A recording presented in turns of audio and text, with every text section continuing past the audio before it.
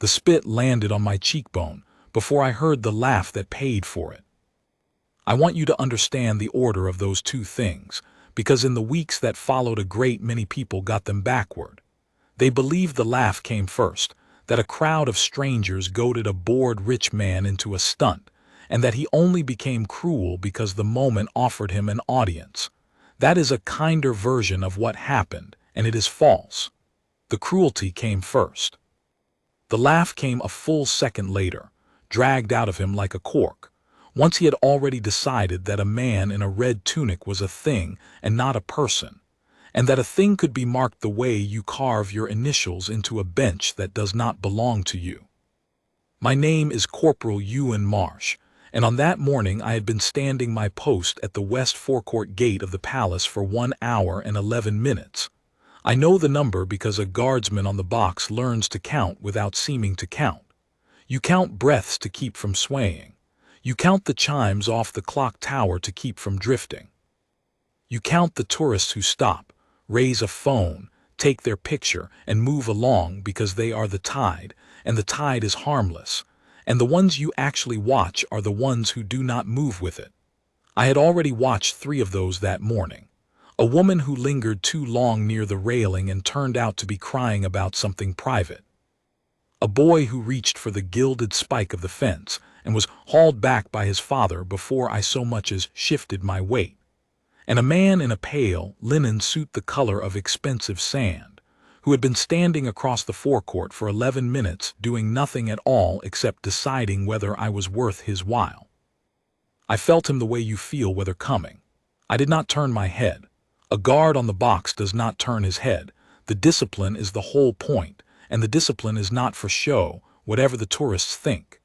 It is the thing that keeps a man from becoming part of every small chaos that drifts past a palace gate.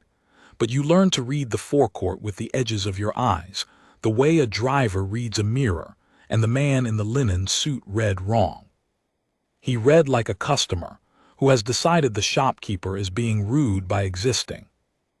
I will tell you what I knew about him in that first hour, which was almost nothing, and I will tell you what I learned later, which was a great deal, and I will try to keep the two honest and separate, because that is the only way this story means anything.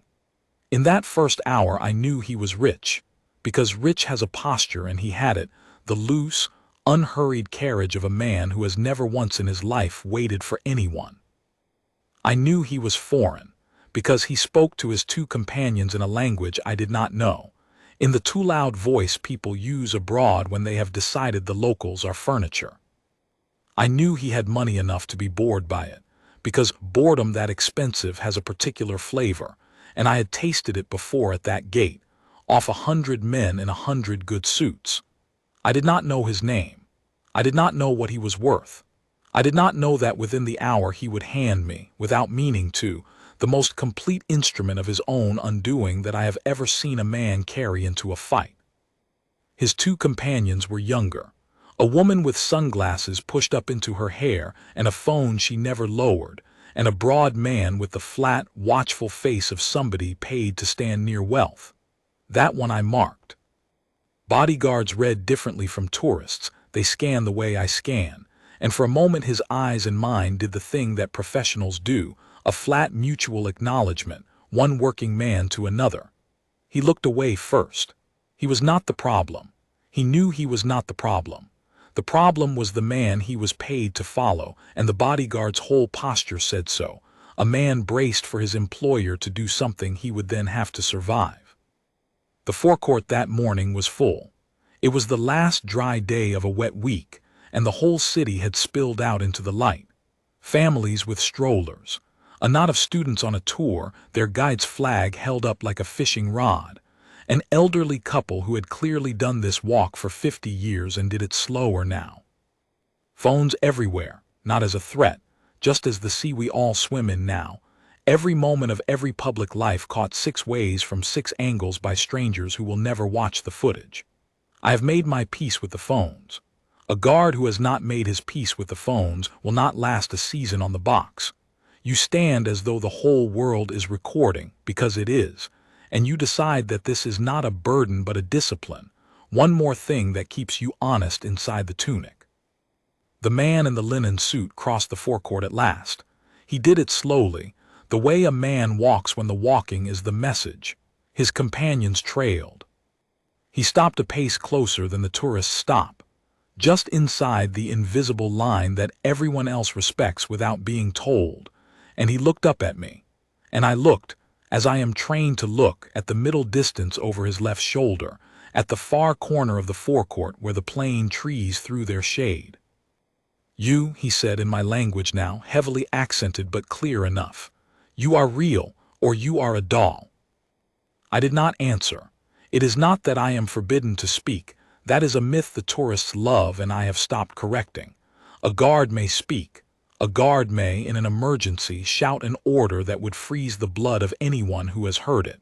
But we do not banter. We do not perform. The stillness is not a game we are losing if we blink. The stillness is the work.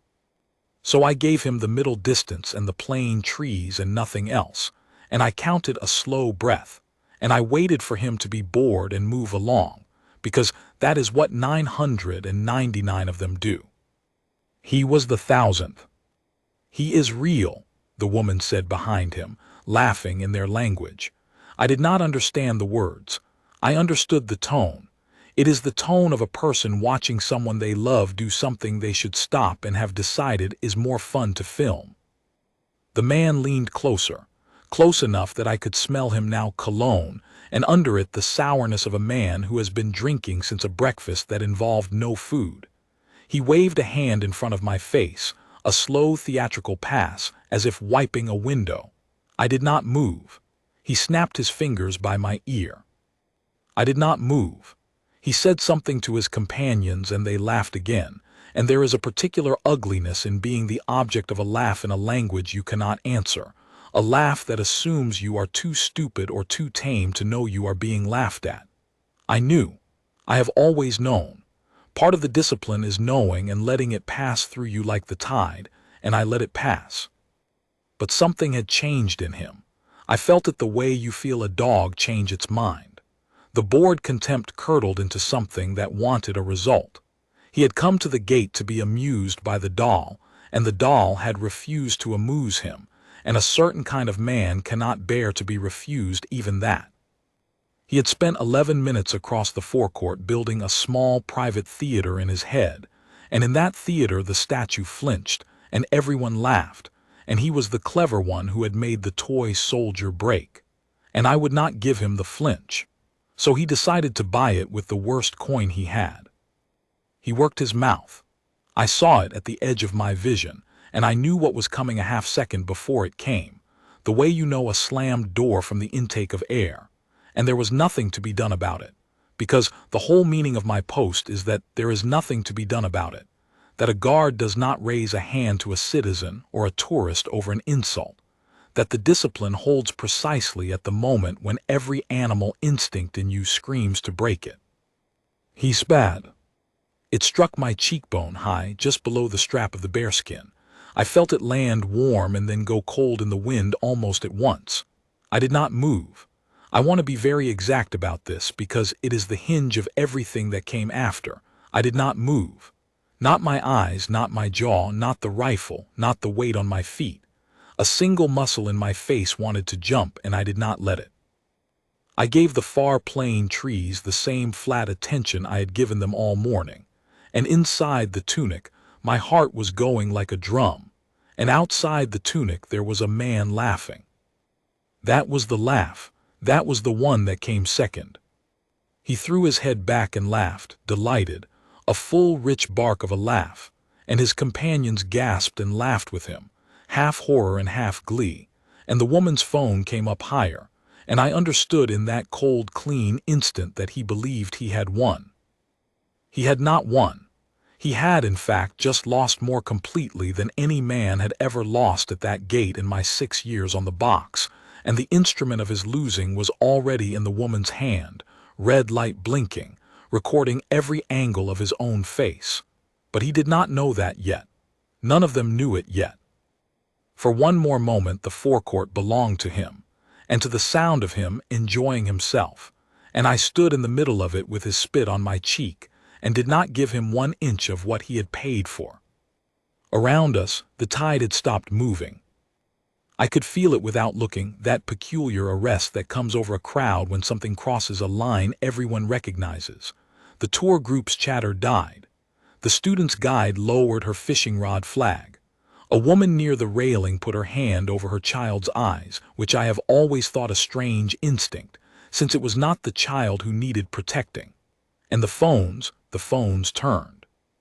Where before they had pointed at me, the pretty red guard, the postcard, now they swung as one toward the man in the linen suit, and I have come to think that this is the moment his life changed, though he would not understand it for days. The instant the lenses stopped loving him and started documenting him. He did not feel it. That is the thing about men like him. He read the silence as awe. He read the turned phones as fame. He said something expansive to his companions, spreading his arms, presenting me to them like a trophy he had bagged. And the bodyguard, the paid man, the one professional in his little party took one step back. Just one. A small, eloquent step. The step of a man putting distance between himself and something he has decided he will not be able to fix. Two things happened then, close together, and I will take them in order.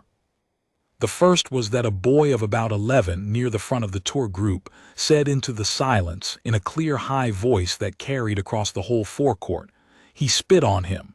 He actually spit on him. Not to me, not to the man. To the world in general, to the fact of it, the way children announce the truth that adults have decided to be too polite to say."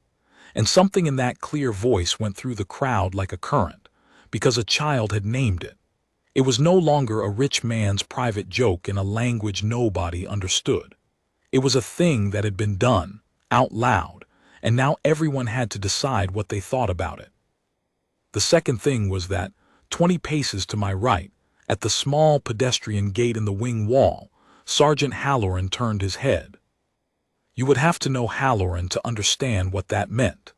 He is a man built along the lines of a door, 22 years in the regiment, and he does not turn his head on duty any more than the clock tower turns to look at you. But he had heard the boy, and he had seen the phone swing, and he had seen, because it is his whole job to see, a citizen assault a guardsman at the west forecourt gate of the palace he is charged with keeping. And Sergeant Halloran turned his head and looked, and I watched him take the entire scene into himself in about the length of one breath. The linen suit, the laughing companions, the raised phones, the spit on my cheek that I had not wiped and would not wipe, because wiping it would have been a reaction, and I would give this man no reaction at all. Halloran did not shout. He did not run. He touched the radio at his collar and he said 4 or 5 quiet words into it, and then he began to walk, not fast. A guard does not run at a threat he has already measured. Running is for threats that are still moving, and this threat was not moving. This threat was standing in the middle of the forecourt with its arms spread wide, congratulating itself. Halloran walked toward the man in the linen suit at the unhurried pace of a man who has all the time in the world and the full weight of an institution at his back. And I have thought since that the walk itself was the beginning of the sentence, that the man in the linen suit, had he been half as clever as he believed himself to be, would have read that walk and understood that the joke was over and the reckoning had begun. He did not read it. He turned, saw the sergeant coming and grinned wider. He thought, I am certain, that a second toy soldier was arriving for him to play with. I kept my eyes on the plane trees. The spit dried on my cheek in the wind. And I stood my post, unmoved, while behind the flat wall of my face, a cold and patient satisfaction began to unfold, because I had done the hardest thing my work asks of me. I had not broken, and because I could feel in the turned phones and the child's clear voice and the sergeant's unhurried boots on the cobblestones, the whole slow machinery of consequence beginning to turn, and it was turning toward the man in the pale linen suit, and it would not stop for him, and it would not be bought. And it did not care in the least how much he was worth. He had come to make the statue flinch. He was about to learn what the statue was for. Sergeant Halloran stopped a pace and a half from the man in the linen suit, which is the distance a trained man keeps close enough to close, far enough to see a hand move. He did not raise his voice. I have stood beside Halloran through 6 years of forecourt weather, and I have never once heard him raise his voice, because he learned long ago the thing that men like the tourist never learn, which is that the quietest man in any confrontation is usually the one who is about to win it. "Sir," Halloran said, "you've assaulted a member of the guard. I'm going to ask you to stay exactly where you are." The man laughed again, but it was a thinner laugh now, and I heard the thinness in it. "Assault," he said, rolling the word around as if it were an unfamiliar fruit. "This is a joke. This is a soldier who cannot even wipe his own face. I did nothing. I made a demonstration." He turned to his companions and said something, and the woman laughed obediently, but the bodyguard did not laugh, and the bodyguard, I noticed, had drifted another step back and to the side, so that he was no longer part of the tableau but a spectator to it. "You spat on him," Halloran said, flat. "Not an accusation, a fact, the way you would say the pavement is wet. There are a great many people here who saw it. There are a great many phones here that recorded it. I'm not going to argue with you about whether it happened. I'm telling you it happened, and I'm telling you to stay where you are."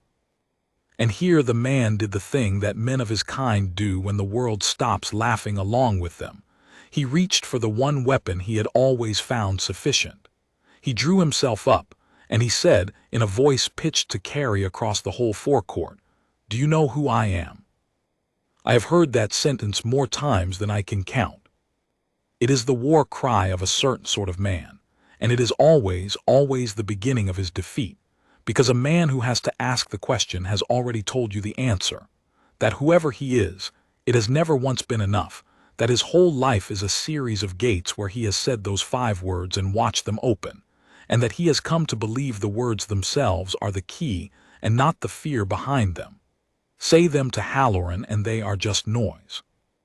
Say them to the machinery of a palace gate, and they are less than noise. They are a confession that you expect to be above the law, spoken aloud, on camera, in front of 200 witnesses. "No, sir," Halloran said, and I would swear there was almost gentleness in it. "I don't know who you are. But I'm sure we're about to find out." That landed. I saw it land. For the first time a flicker of something that was not contempt crossed the man's face. The first cold draft of the understanding that he was not in this place going to be who he was everywhere else. He covered it fast. He turned to the crowd, spread his hands, and said, you see how they treat visitors. This is a disgrace. This country is a disgrace." And he waited for the crowd to take his side, because the crowd had always taken his side, because a man rich enough is used to the room bending toward him. The crowd did not bend. The elderly couple who had done this walk for 50 years looked at him the way you look at a man who has broken something in a church. The students filmed him. The boy of about 11, the one who had named it, said again, not loudly but clearly, "But you did spit on him." And there was a small ripple of grim agreement through the tour group, and the tour guide, a young woman with the flag, said, "We all saw it, sir." And I heard in her voice the particular firmness of a person who deals with tourists for a living and has finally met one worth being firm with. That was the moment the man's mourning truly turned, and I think, looking back, that it turned on the crowd more than on Halloran. A man like that can dismiss a sergeant. The sergeant is just an obstacle, a bigger doll. But the crowd was supposed to be his mirror. The crowd was supposed to reflect him back at himself, magnified, admired. And the crowd had turned to glass and shown him, coldly and from 200 angles, exactly what he was. I watched him look for a friendly face and fail to find one, and I watched something in his posture change. Not shame, not yet. He was nowhere near shame, but the first raw animal awareness that the room had stopped bending, and that he did not know how to stand in a room that would not bend. So he did the second stupid thing. He decided that if the crowd would not admire him, it would at least fear him. He rounded on Halloran and jabbed a finger at his chest. Did not touch him. Halloran would not have permitted the touch, but drove the finger to within an inch, and he said, low and vicious now, the accent thickening with anger. "You will not touch me. You will not speak to me. My people will bury you. I will buy this whole street. I will have your job and your little soldier's job, and I will make sure that every one of you spends the rest of your small lives regretting the day you—" "Sir," said a new voice, "I'd stop talking now if I were you." I did not have to move my eyes to know who it was. I had heard the pedestrian gate open, and I had heard the particular rhythm of Inspector Dara Voss's walk, which is brisk and even and entirely without hurry, the walk of a woman who arrives everywhere exactly on time because she does not permit the world to make her late. Voss runs the palace liaison detail, the plainclothes officers who handle everything at the gates that a ceremonial guard is not there to handle, the arrests, the reports, the point where the pageantry meets the law. Halloran's quiet radio words had been to her. She had crossed the forecourt from the guardroom in the time it took the man to hang himself twice, and she came into the tableau now with 2 constables behind her, and a small, unbothered smile on her face that I have learned to be very glad I am not on the wrong side of. "Inspector Dara Voss," she said, "Palace Liaison, and you are—" The man made his mistake for the 3rd time. He should have asked for a lawyer. He should have said nothing. Instead, he inflated. "I am," he said, and named himself and named the company, and I will not repeat either here because the name is not the point and inventing a real one would be a lie. But I will tell you that it was a name spoken the way a man drops a coin he expects to buy silence with. He said it, and then he said, "And you have no idea, none of you, the trouble you have just made for yourselves." Said Voss in the tone of a woman writing a shopping list. "Well, let's start with the trouble you've made. You've committed a common assault on a serving guardsman in a public place, which we'll be treating as the aggravated version given the target, and we've got—" She glanced, unhurried, around the forecourt at the forest of raised phones. Say 40 or 50 independent recordings of it, from angles you'd have to pay a film crew to get. So before you tell me about your lawyers, sir, I'd like you to appreciate the position. It's very rarely this tidy. Usually I have to work for it. And there it was, the thing the man did not understand and never would until it was far too late to matter. He thought the danger in his situation was Halloran or Voss or the law. It was not. The danger in his situation was in the woman's hand, and in 40 other hands, red lights blinking. He had walked into the most photographed square mile in the country, and of his own free will, in front of every lens in it, performed the single act most perfectly designed to turn a crowd against him. And then he had narrated his own guilt at volume on camera 3 separate times. He had not been caught. He had documented himself. And the machinery I had felt beginning to turn was not the machinery of the law alone. It was the older, faster, more merciless machinery of the crowd, and it had already, in the 90 seconds since the spit landed, begun to move his face out into the world at a speed no lawyer could outrun. I stood my post. I want you to keep that image, because I am going to leave the forecourt now and tell you things I did not see, and you should hold on to the fact that through all of it, through the whole slow avalanche, I did not move. The rifle stayed at my shoulder. My eyes stayed on the plain trees. His spit dried on my cheek, and I did not wipe it, and I will tell you before we go on why I did not wipe it, because it is not what you think. It was not pride. It was not stubbornness. It was evidence. The instant that spittle landed, I understood, in the cold, clear part of a trained man's mind that keeps working while the rest of him rages, that my face was now a piece of the scene, and that if I wiped it, I would be tidying away a fact for the comfort of a man who did not deserve the comfort. Voss's constables photographed my cheek before I was relieved. I have seen the photograph. It is not a flattering photograph, but it is a true one, and truth, in the end, was the whole of the weapon that finished him. They did not cuff him in the forecourt. Voss is too good for theater.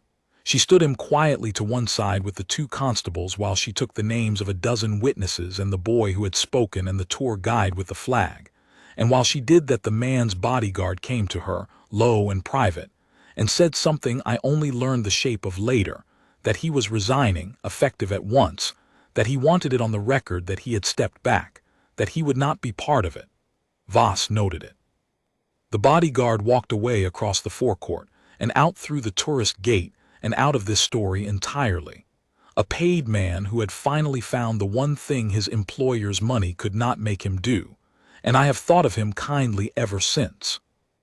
It was as they led the man toward the pedestrian gate, not roughly, Voss does nothing roughly, that he passed within a yard of me, and he stopped, and he looked up at my face one last time, and I gave him the plain trees. And he said, quietly, just for me, in a voice from which all the theater had drained and only the venom remained, "You think this is over. You have no idea what I can do." I did not answer.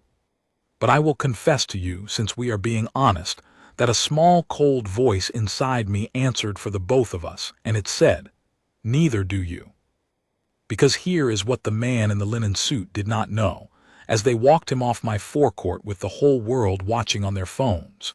He did not know that the palace does not, in fact, want a common assault at its gate turned into a spectacle, and that the very worst thing he could possibly do, the thing his rage and his money and his certainty were about to drive him to do, was to fight it loudly. He did not know that a quiet guilty plea, an apology, a discreet fine, and a fast flight home would have been the whole of his punishment, and that the palace would have been glad to let it be. He did not know that by fighting, by roaring, by turning his lawyers loose and his money on and his contempt up, he was about to take a bad morning and forge it, with his own hands, into the ruin of everything he had. I learned all of that later. On the forecourt, I knew only that the tide had started moving again, the students filing off, the elderly couple resuming their slow walk, the woman near the railing taking her hand from her child's eyes, and that in the middle of the moving tide I stood still, as I am paid and trained and honored to stand, with a stranger's spit drying on my cheek, and somewhere in the city already, the first of 40 videos climbing toward a number none of us could yet imagine. The clock tower struck the quarter hour. I counted the chime. And I stood my post until my relief came, 40 minutes later, and marched me off the box, and it was only then, in the guardroom, out of the public eye, that I finally took a cloth and wiped my face, and looked at the cloth, and put it down, and let out one long breath that had been waiting an hour to leave me. "You held," Halloran said. He was pouring tea. He did not look up. "I held," I said. "Good lad." He handed me the cup. "Now the fun starts." He had no idea how right he was, and neither did I, but I want to go back now, and tell you about the man in the linen suit, who he really was, and why he could not stop, and how a single second of contempt at a palace gate reached into every corner of a life built on the certainty that money made a man untouchable, and pulled it down. Because the story everyone saw was the 10 seconds on the forecourt. The real story was the 10 days that followed, and the 10 days that followed were not about me at all. They were about a man who had spent his whole life spitting on people who could not spit back, and who had finally, in front of the only audience that mattered, chosen the wrong statue. I will call him the financier because that was the shape of him. I could give him the name he flung at Voss, but the name was never the point. The name was a currency, and this story is precisely about the moment his currency stopped working. So, the financier. A man who had made a great deal of money moving other people's money from places where it was to places where it earned him a slice, and who had made a very great deal more by being the sort of man that nervous, powerful people wanted at their table. He owned property in a dozen cities. He owned, or part-owned, a football club, an airline stake, a wine label, a chain of the kind of hotels where a bottle of water costs what a family spends on dinner.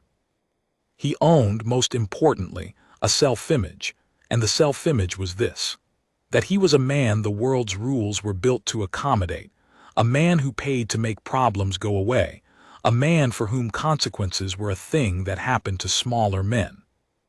I learned the outline of him the way everyone learned it from the news, once the news arrived, which it did with astonishing speed.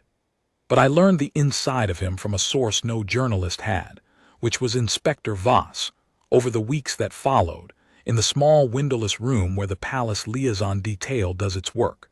Because I was a witness and the injured party, and she needed my statement more than once. And Voss is a woman who thinks out loud when she trusts the person across the table. She came to trust me. I think it was because I never once asked her what would happen to him. Everyone asked her that. The reporters asked, the palace press office asked, my own mates in the guardroom asked. I did not ask, and I think she found the silence restful, and in the restfulness she told me things. He's fought this kind of thing before, she said, the second time we sat down, tapping a folder she did not open. Not this exactly, but near it. There's a pattern. A man screams at a waiter, a valet, a flight attendant, someone who can't answer back, and it gets recorded and it goes up, and then his people go to work. Lawyers, settlements. A quiet payment to make the footage disappear, a quieter one to make the person who filmed it disappear from wanting to talk. He's done it that we can see, 4 times in 3 countries. 4 times it worked. He's a man who has learned, over and over, that the recording is a problem you buy your way out of. And this time, she smiled the small, unbothered smile. This time the person he screamed at was the Crown Corporal, and you can't buy the Crown out of a common assault at its own front gate. There's no settlement to reach. There's no footage to purchase, because it isn't one waiter's phone, it's 40 strangers' phones, and half of them had it online before Voss here. She jabbed a thumb at her own chest. Had finished writing down your name. He spent his whole life learning a lesson that is exactly, precisely wrong for the one situation he's now in, and he cannot stop applying it. That's the thing about a lesson that's worked 4 times. You believe it. You believe it the way you believe the sun comes up. And so he's going to do the one thing guaranteed to destroy him, which is fight loud, because fighting loud has always worked, and he genuinely cannot conceive of a world where it doesn't. I have thought about that a great deal since. The idea that a man's ruin can be built entirely out of the lessons that made him. The financier was not in the ordinary sense stupid. He was cunning where cunning had ever been rewarded. But he had been rewarded always for the same move, and so he had only the one move, and he made it now, against the one opponent it could not beat, with the whole force of a lifetime's success behind it. He fought loud. And every decibel of it was a shovelful of his own grave. It began the very next morning, before I had even finished my first cup of tea. The financier's people issued a statement. I do not have it word for word, but I have its flavor, because its flavor was the flavor of the man.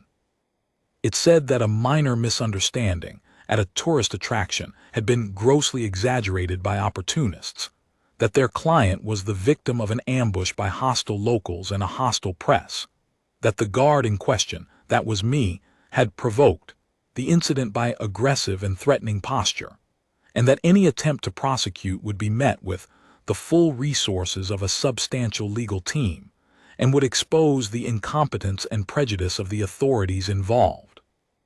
It ended by suggesting, in the careful lawyer's way that says the thing while pretending not to, that a great deal of money would be found flowing into the local economy the moment this vindictive business was dropped, and would just as quickly dry up if it were not.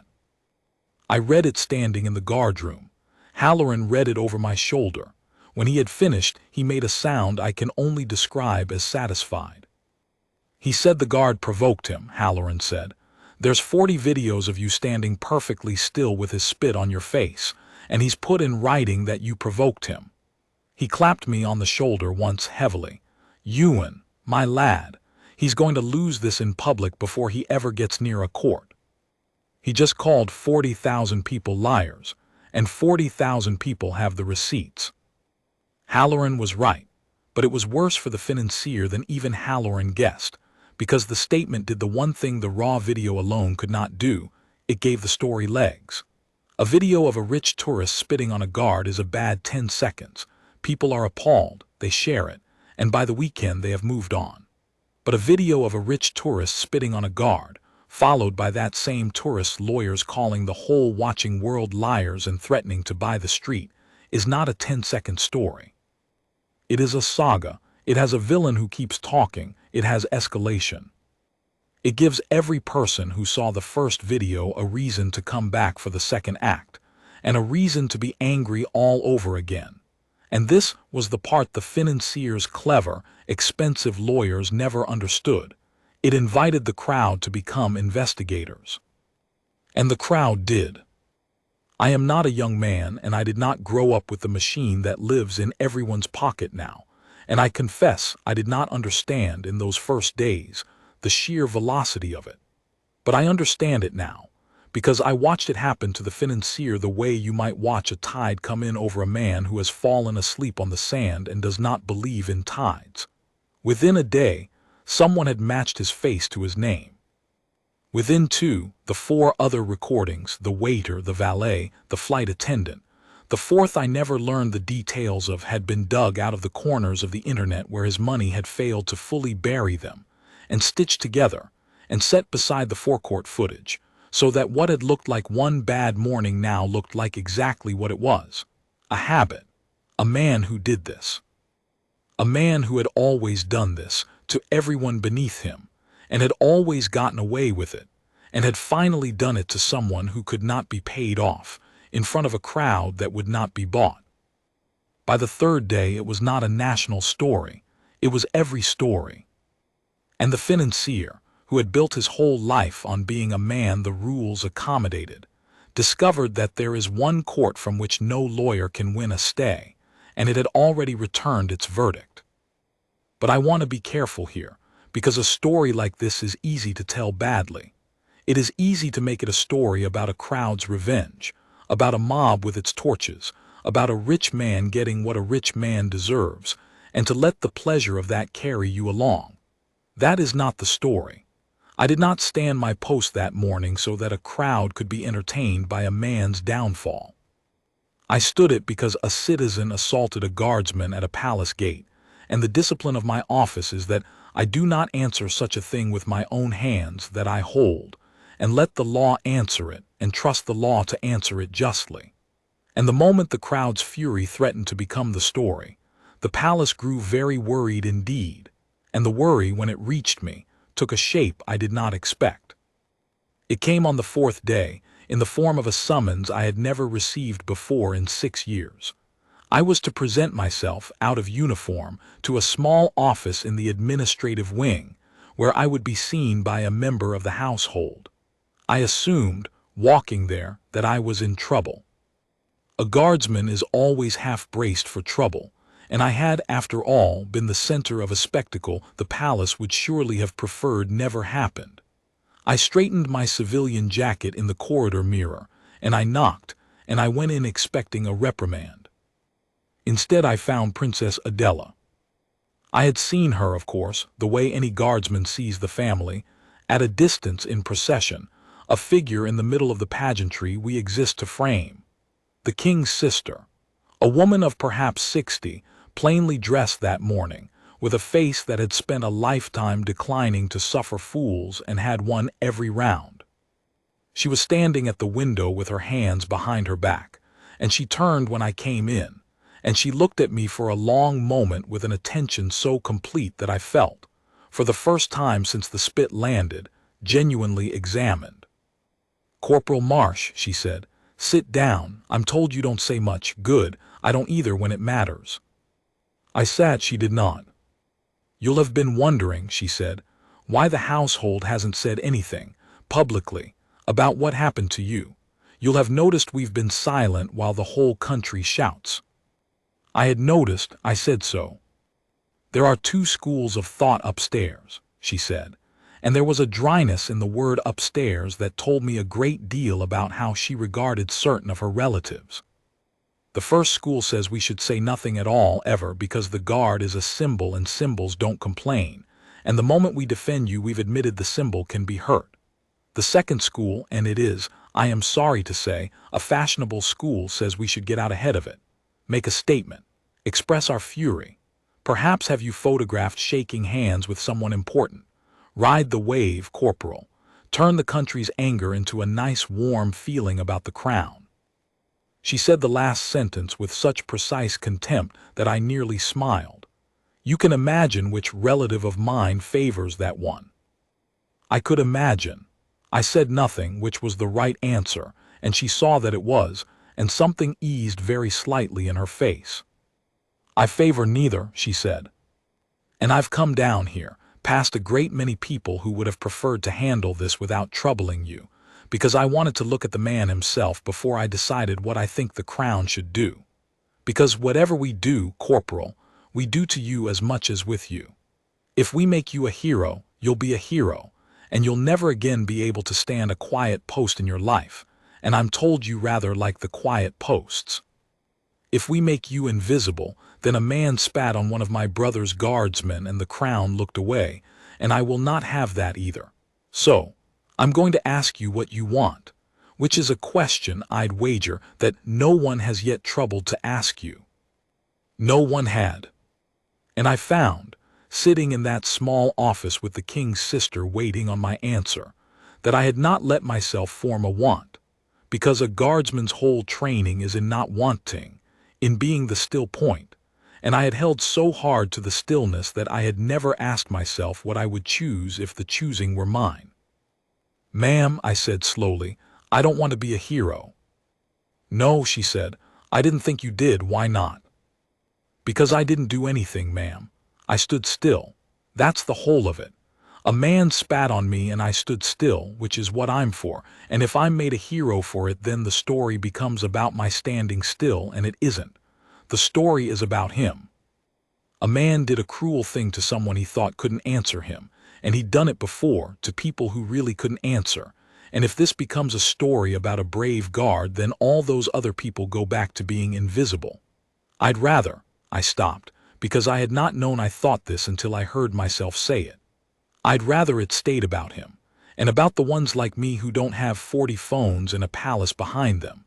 That's who it should be about. Princess Adela was quiet for a moment. Then she came away from the window and sat down across from me, which she had not done for anyone that morning, and she said, Corporal Marsh, that is the most sensible thing anyone in this building has said to me in a week.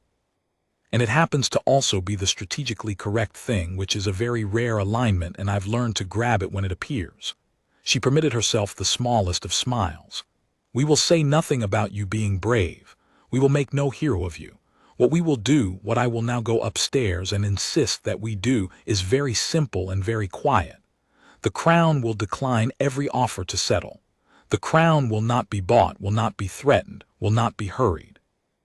We will let the law take its ordinary course, exactly as it would for any citizen who was spat upon, no faster and no slower, and we will say, if we are asked, only this, that the law is the same for a man with a great deal of money as for a man with none, and that we are content to let it work.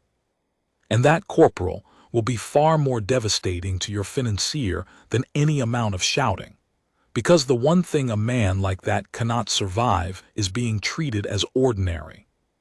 She stood, I stood, and at the door she paused and looked back at me, and the dryness left her voice entirely for just one sentence. You held, she said. I watched the footage more times than I'll admit. You held when a stronger man than you would have broken. Don't imagine, because I won't let them call you a hero, that I don't know what that cost. I know exactly what it cost. Good day, Corporal. And she was gone, and I sat back down, and I understood that the game had changed. It was no longer a story about a crowd's fury against a rich man. It was a story about the law declining, quietly and without heat, to treat him as anything special. And I understood, with a cold clarity, that this was the one punishment his entire life had left him unequipped to survive. For a few days it seemed almost as though nothing were happening, and I have learned that this is how the largest things usually feel from the inside. From the outside, the story roared. The footage played on every screen, the 4 old recordings circulated, the commentators commentated. But inside the palace the machinery was very quiet. The crown said nothing. Voss took her statements and filed her papers and set a date, and the date was an ordinary date on an ordinary court's ordinary calendar, and there was something almost cruel in the ordinariness of it. The financier's lawyers had prepared for a war, and the Crown had answered by treating him like a man who had knocked over a market stall. And the financier could not bear it. This is the part I understand best, because it is the part Voss explained to me most carefully, and because I saw the proof of it with my own eyes. A man built entirely on the certainty that he is exceptional cannot survive being treated as ordinary. Silence to such a man is not mercy. It is the worst thing in the world. If the Crown had shouted at him, he would have had something to fight. A man can fight a shout. But the Crown had declined to shout, had declined to be bought, had declined even to appear to notice him beyond the bare mechanics of a charge. And the financier, deprived of an enemy who would fight him on his own terms, began, I say this without pleasure, to come apart. He fired his lawyers and hired louder ones. He gave an interview against, I am certain, the frantic advice of everyone he paid, in which he did not apologize but instead explained at length that he was the true victim, that he was being persecuted, that the guard, me again, had looked at him with hatred and dared him, which was a curious and revealing lie, because I had of course never once looked at him at all, and there were 40 videos to prove that my eyes had never left the plane trees. The interview was a catastrophe. It gave the 4 old recordings a 5th sibling. It let the whole watching world see, in high definition, the exact texture of the man's contempt, unfiltered by a lawyer, and the contempt was worse than the spit. People had been angry at the spit. After the interview they were something colder than angry. They had seen the thing itself. And then on the 7th day, the financier did the thing that I believe finally ended him. And he did it, of all places, at my gate. I was not on the box that morning. I had been quietly rotated to less public duties while the case ran, which suited me. But I heard it within the hour, and I saw the footage within the day, because there was, naturally, footage. The financier had come back to the West Forecourt. I do not fully know why. Voss thinks he came to confront the scene of his humiliation, to master it, to prove to himself that he could still walk up to that gate and be the man he had always been. I think it was simpler and sadder than that. I think he could not stay away. I think the spot had become the center of his whole ruined world, and he was drawn to it the way a man worries a broken tooth. He came to the gate, and there was a young guardsman on the box that morning, a lad named Price, 2 years in, steady, and the financier stood in front of him in the same place he had stood in front of me, and the forecourt, which now knew his face the way it knows a landmark, went very still, and the phones came up at once, because everyone recognized him, everyone. And the financier looked up at young Price, and I do not know what he meant to do, whether he meant to spit again in some awful spasm of defiance, or whether he meant to make a speech, or whether he even knew himself. But whatever he meant to do, he never did it, because a woman's voice cut across the forecourt, a tourist, an ordinary visitor, nobody, a woman with a shopping bag and a phone, and she said, loud and flat and unafraid, "We know who you are. Everybody here knows who you are. Don't you dare." And the financier stopped. That is the moment, if you want one moment, not the spit, not the court, this.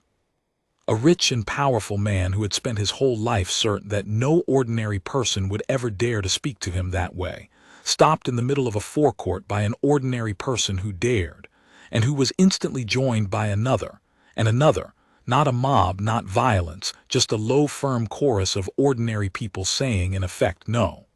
Not here. Not again. We saw what you did. And Price, God bless the lad, stood on his box in perfect stillness and never moved a muscle, exactly as he had been trained, exactly as I had. And the contrast between his flawless discipline and the financier's naked flailing was the whole moral of the thing rendered in a single frame. The still man and the coming apart man, side by side, and every phone in the forecourt catching it. The financier turned and walked away. The footage shows his back, the pale suit a different suit, but the same pale color, the color of expensive sand, moving through a crowd that parted for him not out of deference but out of distaste, the way a crowd parts around something spilled. And that footage, the walking away footage, did more damage than all the rest combined, because it showed plainly a man who had finally understood and could not bear what he understood and had nowhere left to put it. I want to tell you that I felt triumph watching it. I did not. I felt something closer to what you feel watching weather due to a house, the impersonal completeness of it. The man had built his whole life on a single false idea. That money made him exempt, and the idea had held for decades because he had only ever tested it against people who could not answer. He had tested it, at last, against a wall that would not answer either, but for the opposite reason, because it did not need to, and the false idea had shattered, and taken the man's life with it, and there was nothing triumphant in it. There was only the cold arithmetic of a thing coming true. The court date arrived. I will not pretend it was dramatic. The Crown had seen to that. His new loud lawyers, seeing at last the disaster their client had made of himself, had quietly advised what the first lawyers had advised on the first day: plead, apologize, take the modest penalty, go home. But the financier could not do the one thing that would have saved a shred of him, could not stand in a public place and say the words "I was wrong and I am sorry," because those words had never once been required of him in 50 years, and the muscle that says them had wasted to nothing. So he fought. And the case that his lawyers had promised would expose the incompetence of the authorities took, in the end, one morning. Because there is not much to argue when the whole world has watched the act from 40 angles, and the defendant has confessed his own guilt on camera 3 separate times, and then 5 times more in the days since. I was there. I had to be. I was the injured party, and Voss had asked me to attend, and Princess Adela had sent, through a channel I will not describe, the clear indication that the household wished me to be present. Not as a hero, not photographed, just present. One man in uniform sitting quietly at the back, the plain living fact of what had been done. So I put on my dress uniform, and I sat at the back of an ordinary courtroom in an ordinary building on an ordinary gray morning, and I watched the last act of a man's undoing, and I will tell you exactly what happened, because the part that shocked everyone, and it did shock everyone, it is why the title of the whole affair became what it became, was not the verdict. Everyone knew the verdict. The part that shocked everyone was what the financier did in the last 5 minutes, when he finally, catastrophically, understood. The morning went as Voss had promised. The footage was played, one clean version, the clearest of the 40, from a phone held by the tour guide with the flag, and it is a terrible thing to watch yourself be spat upon on a large screen in a silent room, and I made myself watch it the way I had made myself stand there, still, eyes level, because a guard does not flinch even from his own reflection. The witnesses spoke, plainly, the boy who had named it now a little shy but clear, the tour guide firm, the elderly couple who had walked that walk for 50 years testifying with a quiet, wounded dignity that I think moved the room more than anything else. Voss gave her evidence in the flat, unbothered voice of a woman who has done this 1,000 times, and will do it 1,000 more. And the financier sat through all of it with an expression I could not, at first, read, not shame, not fear, but a kind of stunned incomprehension, the face of a man watching a language he does not speak. Because he still, even then, did not believe it was real. Voss had told me he wouldn't, and she was right. Right up until the last minutes, some deep engine in the financier was still certain that this was a performance, that at the crucial moment a door would open and a discreet person would enter, and it would all be quietly resolved. A fine paid, a favor called, the machine that had always saved him grinding into gear at last. He had built his whole life on that door opening. He kept glancing at it. I watched him do it. The small, hopeful glance of a man waiting for the rescue that had never once failed to come. The door did not open. That was the whole of it. That was the entire devastating fact of the morning, the thing the Crown had engineered with its silence and its refusal and its terrible ordinariness. The door did not open. No discreet person entered. No favor was called. No door in the whole building was going to open for him ever again, because he had, in a single second of contempt at a palace gate, spat not merely on my cheek, but on the one wall in his life that would not move and could not be bought, and the wall had simply stood, and let the ordinary machinery of an ordinary law grind forward at its ordinary pace, and there was nothing, nothing at all, that all his money could do to stop it. The finding was guilt. The penalty was, as Princess Adela had insisted, entirely ordinary, a fine that to the financier was nothing, a formal record, an order to leave the country within a set number of days and a bar on his return for a term of years. Nothing dramatic, nothing that would have made a headline on its own, and that precisely was the blade of it. He had braced for a war and been handed a parking ticket, and the parking ticket said, in the plainest possible terms, "You are not special, you never were, the law does not know your name and does not care to." For a man like the financier, there could have been no crueler sentence if they had built one to order. And it was then, as the finding was read, that the thing happened which shocked everyone, and which I will now describe exactly, without embellishment, because it is the true climax of this story and it belongs to him and not to me. The financier rose. He was not asked to rise. He simply stood in the middle of the reading, and for one moment I think everyone in the room, myself included, braced for a final eruption, another tirade, another "Do you know who I am?" one last roar of the old machine. His new lawyers half rose to restrain him, and the financier opened his mouth, and what came out was not a roar. It was the truth, and he did not mean it to be. "This is not possible," he said, quietly, to the room, to the air, to himself. "You do not understand. This does not happen. To me this does not happen. I have never," and there he stopped, and I watched the sentence complete itself behind his eyes even though he could not say it aloud, and the sentence was, "I have never once in my life been told no." He stood in the middle of that ordinary courtroom, a man of enormous wealth and no importance whatsoever, and he understood, finally, completely, and far too late, that the wall he had spat upon had never been a doll and never been a toy soldier and never been a thing at all, that it had been the plain edge of a world in which he was not exempt, and that he had run himself against it at full speed of his own free will, in front of everyone, and shattered. He sat back down. He did not shout. He put one hand over his mouth, the way a man does when he is about to be sick or about to weep and is not sure which, and he stayed like that, and the reading finished, and the room was very quiet, and I have never in my life seen a man so completely, so publicly, and so entirely by his own hand brought low. There was no triumph in it. Even the people who had come to see him humbled, and the room was full of them, did not cheer. You do not cheer weather. You do not cheer arithmetic. You watch a false thing finish falling, and you feel mostly the cold draft of how far it had to fall. I stood in my dress uniform at the back of the room, and I did the one thing I had done all along, the only thing I know how to do, the thing that is the whole of my office and, I have come to believe, the whole of its meaning. I stood still. I did not gloat and I did not soften. I simply stood, level and quiet, the plain living fact of the man he had spat upon, present to the end. And as they led him out, not roughly, nothing about that morning was rough. He passed the back of the room, and for one instant his eyes found mine, and this time I did not give him the plain trees. This time I looked at him.